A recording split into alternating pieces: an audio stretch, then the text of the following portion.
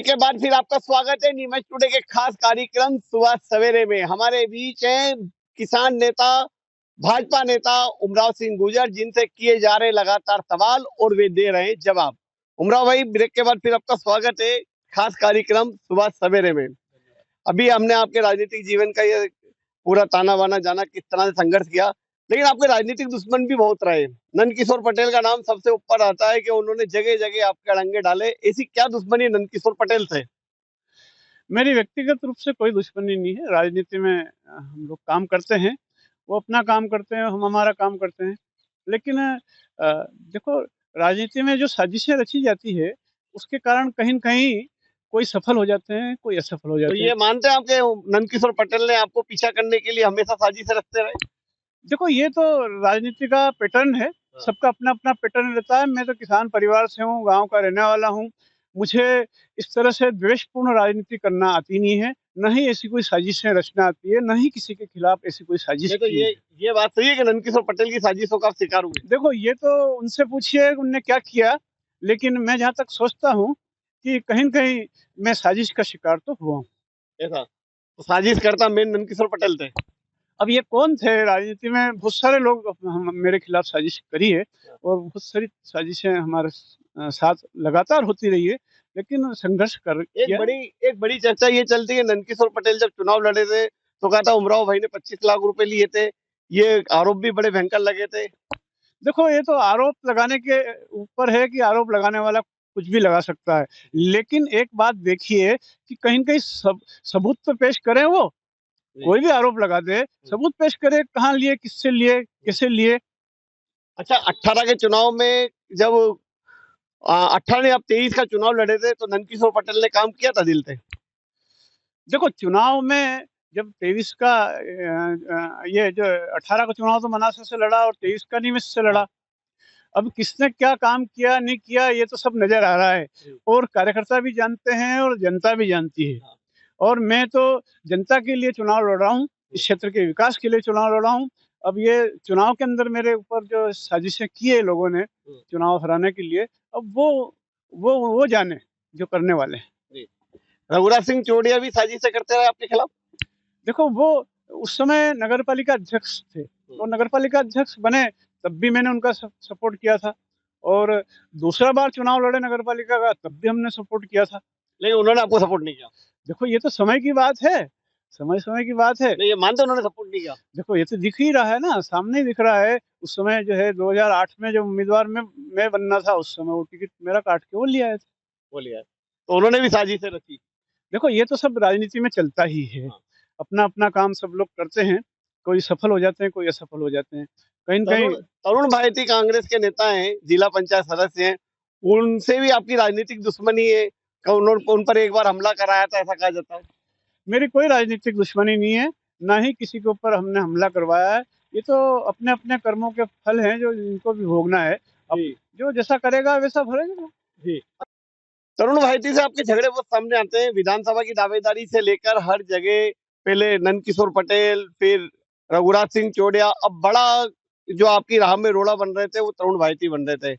मारपीट की घटनाएं भी हुई। मेरी राह में कोई रोड़ा नहीं बने और इस स्तर पर भी नहीं है वो कि कोई रोड़ा बने, क्योंकि इस क्षेत्र की जो है जनता के बीच में इतने सालों से काम किया है, किसानों के बीच में, मजदूरों के बीच में। और शोषण करने वाले लोग अगर इस तरह से राजनीतिक जो है हस्तक्षेप करके वो साजिशें रचते हैं, तो जनता उनको सबक सिखाएगी। लेकिन उनके आरोप थे कि उमराव सिंह गुर्जर के लोगों ने हमला कराया उन पे मनासा तरफ। मेरा एक भी आदमी नहीं है जिनने कोई हमला करवाया हो या उनके ऊपर किसी ने हमला किया हो, मेरा कोई आदमी नहीं। ऐसा तो अब कैसे रिलेशन है तरुण भायती से? मेरे बड़ा सामंजस्यपूर्ण रिलेशन है, मेरा कोई विवाद ही नहीं किसी से। नंदकिशोर पटेल, रघुराज सिंह चौड़िया से मेरा किसी तरह से इनसे कोई विवाद नहीं है। बातचीत होती है? बिल्कुल बातचीत होती है हमारी। अच्छा, ये बताइए, कांग्रेस में कम से कम आपने 2 दशक गुजारे, आपने सरपंच से लेके कई चुनाव लड़े, कांग्रेस में रहकर लड़े, कांग्रेस में बगावत करके लड़े। आखिर ऐसा क्या हो गया था कि आपको भाजपा में जाना पड़ा? देखो, ये तो सब योग होता है, समय होता है ऐसा। लेकिन मैं जनता की पहले भी सेवा करता आया था और आगे भी करता रहूँगा। जहाँ तक राजनीतिक बात है, कि पहले कांग्रेस में काम किया और भारतीय जनता पार्टी में काम किया। नहीं, क्या कारण था भाजपा में जाने का? भारतीय जनता पार्टी में जाने का सबसे महत्वपूर्ण काम का कारण ये है कि यह सनातनवादियों की पार्टी है। अब नहीं, ये बात तो आपको पहले पहले पता नहीं थी क्या? पहले पहले भी मैंने तो सनातन का ही काम किया है, ऐसा कोई नहीं। लेकिन सनातन में काम करने वालों के खिलाफ जो साजिशें रची जा रही थी कांग्रेस में। हाँ, हाँ। तो वो साजिशों के कारण मैं जो है साजिशों का शिकार होता गया। इसके कारण मुझे जो है भारतीय जनता पार्टी के साथ आया और भारतीय जनता पार्टी के ऐसा साथ कहते हैं कि भारतीय जनता पार्टी से बड़ा प्रबोधन मिला।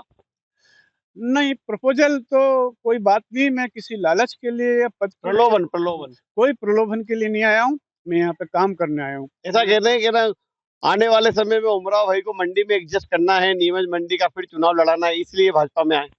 देखो, पद के लालच में कोई नहीं आया हूँ, मैं यहाँ पे काम करने आया हूँ और लोगों के बीच में काम करता रहूँगा, किसानों की समस्याओं के लिए, मज़दूरों के लिए लड़ाई लड़ता किसने रहूँगा। कराई भाजपा में आपका प्रवेश किसने कराया? बंसीलाल गुर्जर, पवन पाटीदार, दिलीप सिंह परियार? देखो, ये तो सभी लोग ये चाहते थे कि मैं भारतीय जनता पार्टी में काम करूँ। यहाँ के आम लोगों की भावना थी। नहीं, प्रवेश का मुख्य सूत्रधार कौन सभी था? लोगों की भावना के अनुरूप यहाँ पर अपने यहाँ के जिलाध्यक्ष, यहाँ के विधायक, यहाँ हमारे नहीं, मंत्री। विधायक को तो भोपाल जाके पता चला कि ना उमराव गुर्जर पार्टी में आ रहे हैं। देखो, ये सब चीजें मालूम पड़ जाती है, ऐसी कोई बात नहीं है। पहले से सबको मालूम थी और सब लोगों की भावनाएं थी कि ये कांग्रेस से भारतीय जनता पार्टी में आए और विकास के साथ जुड़े। क्या पवन पाटीदार सूत्रधार थे? बिल्कुल, जिला अध्यक्ष तो महत्वपूर्ण होता ही है पार्टी का। और पार्टी का जो दिलीप बाबू का कोई विरोध था? नहीं, मेरे लिए दिलीप बापू का भी कोई विरोध नहीं है, ना ही पवन पाटीदार का है, ना ही कोई प्रदेश अध्यक्ष का है। तो अभी बीजेपी में कोई दायित्व मिला है? नहीं, अभी कोई दायित्व नहीं, काम कर रहे हैं भारतीय जनता पार्टी में, कार्यकर्ता के रूप में काम कर रहे हैं, लोगों के बीच में अभी भी जाना-आना क्या अंतर मानते हैं कांग्रेस और भाजपा में? देखो, बहुत बड़ा अंतर है।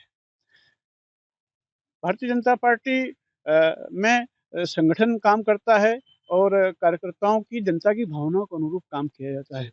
और कांग्रेस पार्टी में एक दूसरे के खिलाफ टांग खींचते हैं और साजिशें रचते हैं और जनता को गुमराह करने का काम करते हैं। एक चीज और ये रहा कि आप जब भाजपा में गए तो गांधी भवन में खुशियां मनी, पटाखे फोड़े गए। आपके विरोधी जिनमें तरुण भाईती भी शामिल थे, उन्होंने स्पेशल पटाखे मंगाए। कई लोगों ने खुशियां मनाई। आपके फोटो पे कालिक पोत दी गई और कई लोग कह रहे हैं कि ना कांग्रेस का पिंड छूटा। कई लोगों ने कहा कि अच्छा रिया, कि ये क्या बोल रहे हैं, कांग्रेस लिए नासूर थे। कई ने बोला कि इनके कारण कांग्रेस जीत नहीं पा रही थी। कई इस तरह के कई आरोप लगे।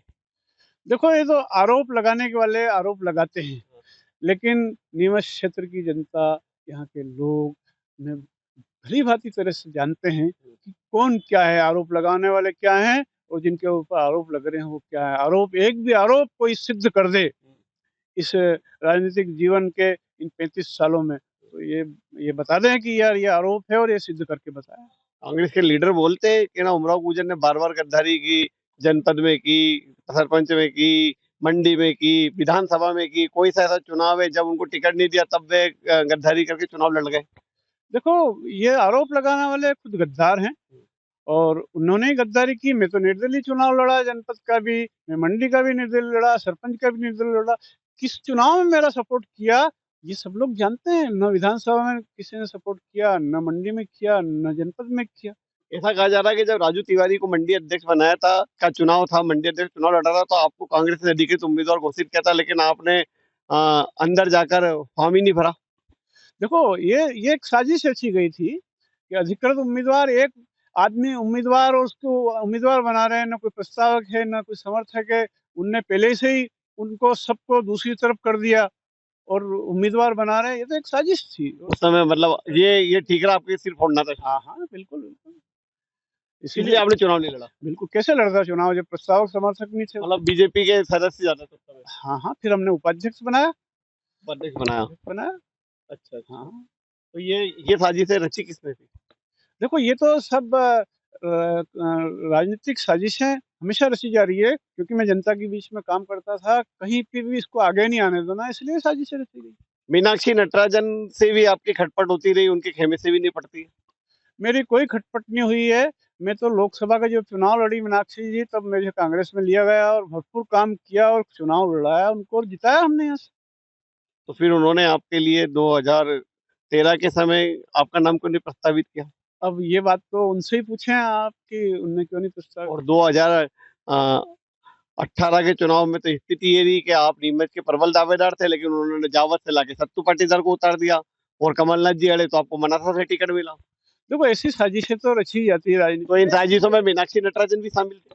देखो ये मैं नहीं कह सकता कौन कौन शामिल थे। नहीं, सत्तू पाटीदार जावत से टिकट मांग रहे तो जावत से नहीं मिला, उन्हें नीमच से दिया गया।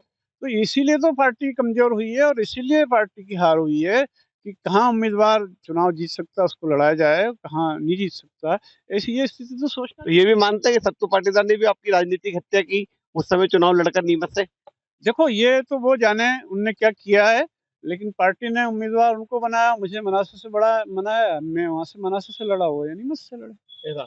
अभी भाजपा में तो दिलीप सिंह परियार से कैसे संबंध है? मेरे बहुत अच्छे संबंध है, मेरे पारिवारिक सदस्य की तरह काम करते हैं हम लोग। ऐसा। बंसी गुर्जर जी का क्या कर रोल रहा पूरा? हाँ वो मेरे बड़े भाई के समान है और उनका आशीर्वाद हमेशा मेरे ऊपर रहा है। जी। और लोकसभा के चुनाव में मैंने भरपूर काम किया है। माननीय सुधीर जी गुप्ता यहाँ से चुनाव लड़े हैं, उनके लिए मैंने भरपूर काम किया। चलिए आपसे कुछ अगला हमारा राउंड रहेगा, हम आपसे कुछ प्रश्न करेंगे और कुछ आपको ऑप्शन देंगे, उसमें आपको जवाब देना है। तो पहला ऑप्शन ये है कि आपका राजनीतिक दुश्मन कौन है वर्तमान में? तरुण बायती, नंदकिशोर पटेल या दिलीप सिंह परियार? मेरा कोई भी राजनीतिक दुश्मन नहीं है, मैं अपना काम कर रहा हूँ, वो अपना काम कर रहे हैं, लेकिन साजिशें ज़्यादा दिन नहीं चलती। तो तीनों साजिशें रच रहे? नहीं, मेरे खिलाफ अभी कोई साजिशें नहीं रख रही। आप करीब 20 साल से राजनीति कर रहे हैं, नीमच के विकास की दृष्टि से किनका कार्यकाल श्रेष्ठ रहा? खुमान सिंह शिवाजी, नंदकिशोर पटेल या दिलीप सिंह परियार? देखो ये अपना-अपना कार्यकाल रहा सबका, लेकिन हम चाहते हैं कि नीमच का ज़्यादा से ज़्यादा विकास हो उस क्षेत्र में। कार्यकाल श्रेष्ठ किसका रहा? देखो खुमान सिंह शिवाजी का बहुत अच्छा श्रेष्ठ कार्यकाल यहाँ रहा और उन्होंने बड़ा ईमानदारी से यहाँ पे काम किया और दिलीप सिंह परिहार भी बहुत अच्छा काम यहाँ पे कर रहे हैं। मतलब नंदू पटेल ने नहीं किया? उन्होंने भी अपने क्षेत्र में काम किया, अपने जब विधायक रहे तो अपने क्षेत्र। तीनों में से श्रेष्ठ किसका रहा? दिलीप परियार, नंदकिशोर पटेल या खुमान सिंह शिवाजी? एक एक चुनना है। खुमान सिंह शिवाजी। खुमान सिंह शिवाजी का कार्यकाल श्रेष्ठ रहा। सांसदों की बात करें तो हमने ना लक्ष्मीनारायण पांडे का, मीनाक्षी नटराजन का और सुधीर गुप्ता का, ये तीनों कार्यकाल देखे हैं। सबसे सक्रिय और उत्कृष्ट कार्य करने वाले सांसद कौन रहे? माननीय सुधीर गुप्ता जी रहे और उनने यहाँ पर क्षेत्र के लिए जी जान से काम किया और सबसे बड़ी योजना तो हमारे यहाँ पे किसानों के लिए ये आ रही है कि चंबल का पानी गांव-गांव में आ रहा है और आने वाले समय में सिंचाई के लिए भी खेतों-खेतों पर चंबल का पानी आएगा। ये एक बहुत बड़ा महत्वपूर्ण काम इस मंदसौर नीमच जिले के होने जा रहा है। मैं इसके लिए भारतीय जनता पार्टी और नेताओं को सबको बहुत बधाई शुभकामनाएँ देता हूँ कि किसान और गाँव के हित में, मजदूर के हित में बहुत बड़ा काम किया है। अगला लक्ष्य क्या है? नीमच से विधानसभा चुनाव लड़ना, मनासा से लड़ना या फिर पार्टी के लिए कार्य करना? बस अब पार्टी के लिए काम करना है, जनता के लिए काम करना है, जो मुझसे बन पड़ती है सेवा जब तक हूँ, तब तक काम करता हूँ, काम करता रहूँगा। जिस तरह का लग रहा है कि कह रहे हैं कि मंडी अभी चूंकि 1 साल हो गया मंडी इलेक्शन आने, तो मंडी इलेक्शन की तैयारी है? देखो ये पार्टी डिसाइड करेगी मंडी इलेक्शन किसको लड़ाना है, जिसको भी पार्टी चुनाव लड़ाएगी उसके लिए काम। ऐसा तो नहीं होगा कि जिस तरह से कांग्रेस से बगावत कर करके चुनाव लड़ा, पार्टी भाजपा ने नहीं दिया तो भाजपा में बगावत हो जाए? देखो ये तो जो है अभी कोई समय नहीं है, न तो कोई चुनाव है, लेकिन मैं पार्टी का सिपाही के रूप में काम करता रहूँगा। ये बात तो कांग्रेस में भी कहते थे, लेकिन चुनाव आते ही बगावत कर। नहीं, इसको बगावत नहीं कही है, ना कोई बगावत की है। जी। ये तो चुनाव उस समय भी हुए थे जब पार्टी आधार पर चुनाव नहीं हुए थे और एक ही बार मैंने जो है निर्दलीय चुनाव लड़ा हूँ और 2008 का विधानसभा का। बाकी छोटे चुनाव में भी तो हुई ना? देखो उसको बगावत नहीं कहते हैं। हाँ। हाँ, हाँ, कार्यकर्ताओं की मनता। कार्यकर्ता हूँ, मंशानुसार काम किया। ऐसा। बीजेपी में किसी पद की चाह रखते? कोई पद नहीं, बिल्कुल बिना पद के काम करते रहेंगे, जो भी पार्टी ज़िम्मेदारी देगी उस पर काम करेंगे। कमलनाथ जी बुलाएं कांग्रेस में वापस, तो क्या विचार रहेगा? कमलनाथ जी एक अच्छे नेता हैं, वो हमारे मार्गदर्शक रहे हैं, लेकिन अभी मैं भारतीय जनता पार्टी में काम करता हूँ और आगे भी काम करता रहूँगा। कोई उम्मीद है कांग्रेस में वापस आने की? नहीं, मैं भारतीय जनता पार्टी में शामिल हुआ हूँ, इसी आधार पर हुआ हूँ कि हमेशा आगे लगातार भारतीय जनता पार्टी में ही काम करता रहूंगा। धन्यवाद। तो आप थे उमराव सिंह गुर्जर, भाजपा नेता, किसान नेता, लंबे समय से संघर्ष कर रहे हैं और आने वाले समय में भी ये राजनीति करेंगे, लेकिन चुनावी राजनीति से दूर रहेंगे, भाजपा के लिए कार्य करेंगे। उन्होंने तमाम मुद्दों पर हमसे बात की और हर सवाल का बेबाकी से जवाब दिया। अगली बार सुबह सवेरे में फिर आपसे मुलाकात होगी किसी अन्य हस्ती से और जानेंगे उनके जीवन के बारे में, उनके संघर्ष के बारे में, उनकी सफलता के बारे में। तो देखते रहें नीमच टुडे का खास कार्यक्रम सुबह सवेरे।